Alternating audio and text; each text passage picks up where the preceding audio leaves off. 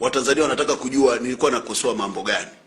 Ni kwamba nilipofikishwa kwenye kamati ya maadili nilikuwa natuhumiwa kumkosoa spika, waziri mkuu na rais kuhusu mkataba wa IGA. Mambo niliyokuwa nakosoa ni kwamba IGA iko kinyume cha sheria namba 6 na sheria namba 5, jambo ambalo ni kweli.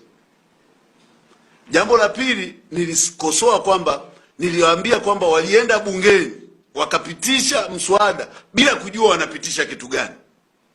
Na hili nilikoti Hansard, sio maneno yangu, nilikoti Hansard na wote ni mashahidi. Mlimsikia spika anasema wanapitisha nini, wabunge wanapitisha nini, lakini mwisho wa siku tulipofika mahakamani wote mlisikia walisema ni mkataba ambao ni binding. Kwa hiyo nimeadhibiwa kwa kusema ukweli kwamba spika, waziri mkuu na rais wakati mchakato uko bungeni waliwadanganya Watanzania.